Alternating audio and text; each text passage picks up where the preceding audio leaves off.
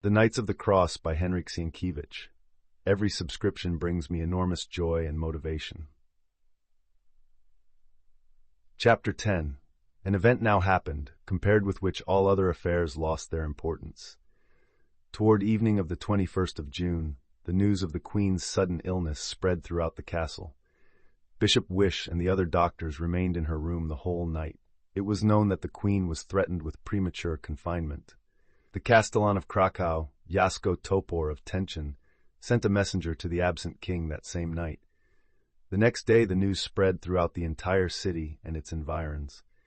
It was Sunday, therefore the churches were crowded. All doubt ceased. After Mass, the guests and the knights who had come to be present at the festivals, the nobles and the burghers, went to the castle. The guilds and the fraternities came out with their banners. From noontide, numberless crowds of people surrounded Wawel, but order was kept by the king's archers. The city was almost deserted. Crowds of peasants moved toward the castle to learn some news about the health of their beloved queen. Finally there appeared in the principal gate the bishops and the castellan, and with them other canons, king's counselors, and knights. They mingled with the people telling them the news, but forbidding any loud manifestation of joy, because it would be injurious to the sick queen. They announced to all that the queen was delivered of a daughter. This news filled the hearts of all with joy, especially when they learned that, although the confinement was premature, there was now no danger, neither for the mother nor for the child. The people began to disperse, because it was forbidden to shout near the castle, and everybody wished to manifest his joy. Therefore, the streets of the city were filled immediately, and exulting songs and exclamations resounded in every corner. They were not disappointed, because a girl had been born. Was it unfortunate that King Louis had no sons and that Jadwiga became our queen? By her marriage with Jagiełło, the strength of the kingdom was doubled. The same will happen again. Where can one find a richer heiress than our queen? Neither the Roman emperor nor any king possesses such dominion, nor so numerous a knighthood. There will be great competition among the monarchs for her hand. The most powerful of them will bow to our king and queen. They will come to Krakow, and we merchants will profit by it. Perhaps some new domains, Bohemian or Hungarian, will be added to our kingdom. Thus spoke the merchants among themselves, and their joy increased every moment. They feasted in the private houses and in the inns. The marketplace was filled with lanterns and torches. Almost till daybreak, there was great life and animation throughout the city. During the morning they heard more news from the castle. They heard that the Kshayan's Bishop Peter had baptized the child during the night. On account of this, they feared that the little girl was not very strong. But the experienced townswomen quoted some similar cases, in which the infants had grown stronger immediately after baptism. Therefore they comforted themselves with this hope. Their confidence was greatly increased by the name given to the princess. Neither Bonifacius nor Bonifacia can die immediately after baptism. The child so named is destined to accomplish something great, they said. During the first years, especially during the first weeks, the child cannot do anything good or bad. The next day, however, there came bad news from the castle concerning the infant and the mother, and the city was excited. During the whole day, the churches were as crowded as they were during the time of absolution. Votive offerings were very numerous for the queen's and princess' health. One could see poor peasants offering some grain, lambs, chickens, ropes of dried mushrooms, or baskets of nuts.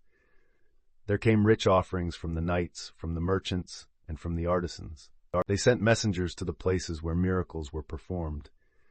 Astrologers consulted the stars. In Krakow itself, they ordered numerous processions. All guilds and fraternities took part in them. There was also a children's procession, because the people thought that these innocent beings would be more apt to obtain God's favor. Through the gates new crowds were coming. Thus day after day passed, with continual ringing of bells, with the noise of the crowds in the churches, with processions and with prayers. But when at the end of a week the beloved queen and the child were still living, hope began to enter the hearts of the people. It seemed to them impossible that God would take from the kingdom the queen who, having done so much for it, would thus be obliged to leave so much unfinished. The scholars told how much she had done for the schools. The clergy, how much for God's glory. The statesmen, how much for peace among Christian monarchs. The jurisconsults, how much for justice. The poor people, how much for poverty. None of them could believe that the life so necessary to the kingdom and to the whole world would be ended prematurely. In the meanwhile, on July 13th, the tolling bells announced the death of the child. The people again swarmed through the streets of the city, and uneasiness seized them.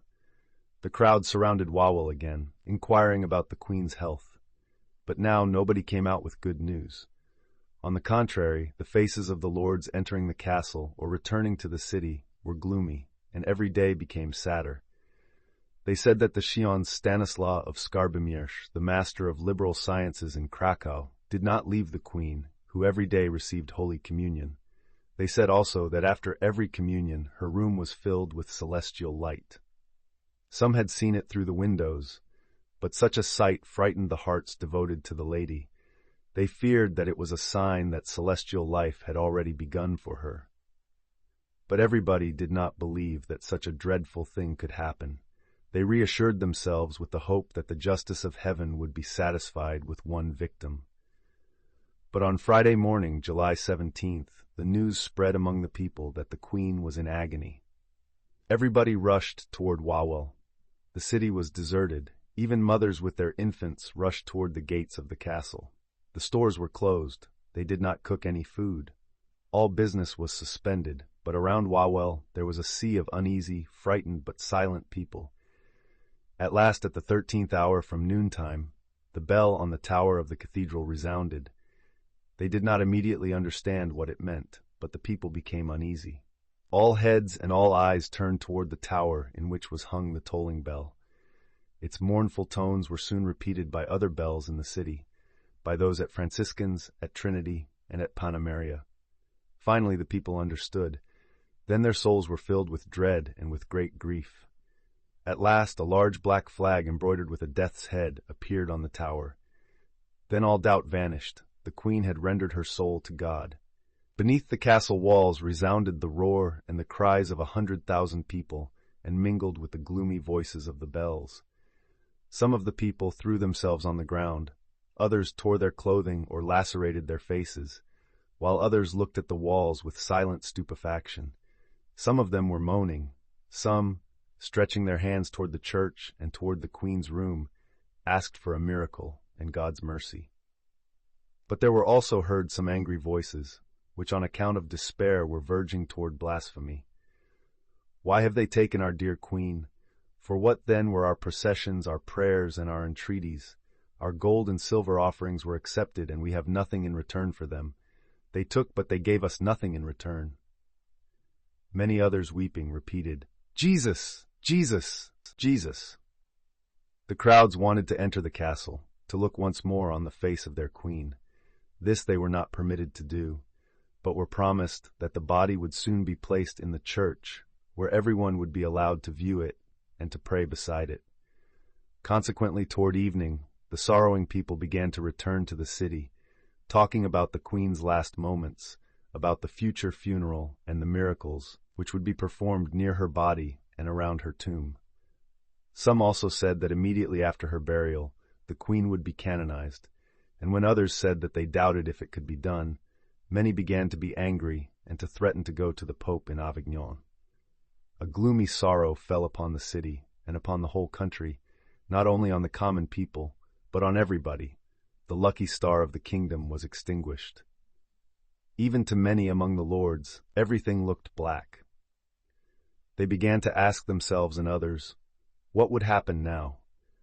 Whether the king had the right to remain after the Queen's death and rule over the country, or whether he would return to Lithuania and be satisfied with the throne of the viceroy.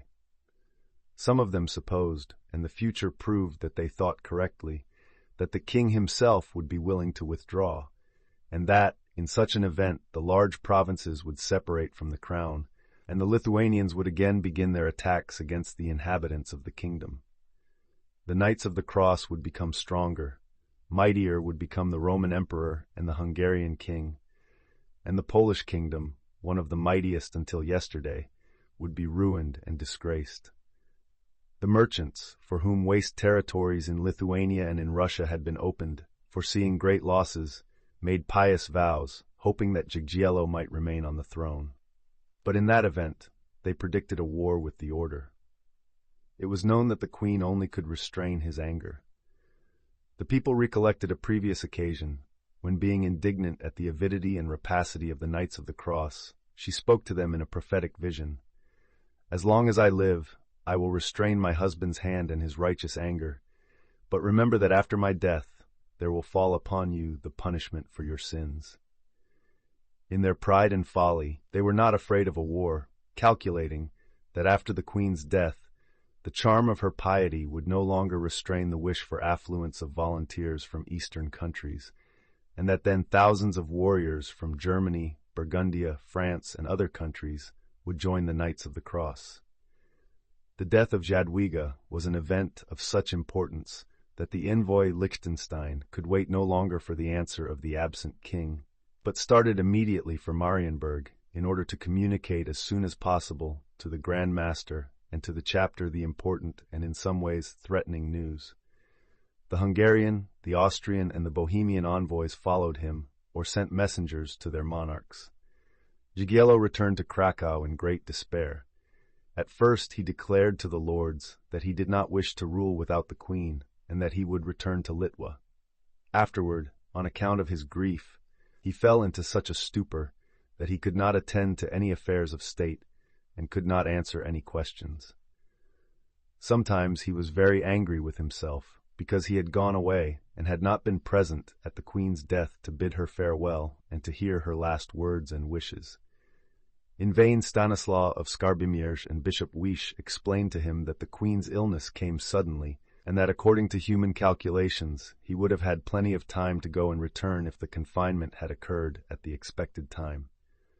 These words did not bring him any consolation, did not assuage his grief. "I am no king without her," he answered the bishop, "only a repentant sinner who can receive no consolation." After that he looked at the ground, and no one could induce him to speak even one word. Meanwhile, preparations for the queen's funeral occupied all minds. From all over the country, great crowds of lords, nobles, and peasants were going to Krakow. The body of the queen was placed in the cathedral on an elevation, so arranged that the end of the coffin in which the queen's head rested was much higher than the other end. It was so arranged purposely to enable the people to see the queen's face. In the cathedral, continual prayers were offered. Around the catafalque, thousands of wax candles were burning. In the glare of the candles, and among the flowers, she lay quiet and smiling, looking like a mystic rose. The people saw in her a saint. They brought to her those possessed with devils, the crippled and the sick children. From time to time there was heard in the church the exclamation of some mother who perceived the color return to the face of her sick child, or the joyful voice of some paralytic man who at once was cured. Then human hearts trembled, and the news spread throughout the church, the castle, and the city, and attracted more and more of such human wretchedness as only from a miracle could expect help. Remember to subscribe.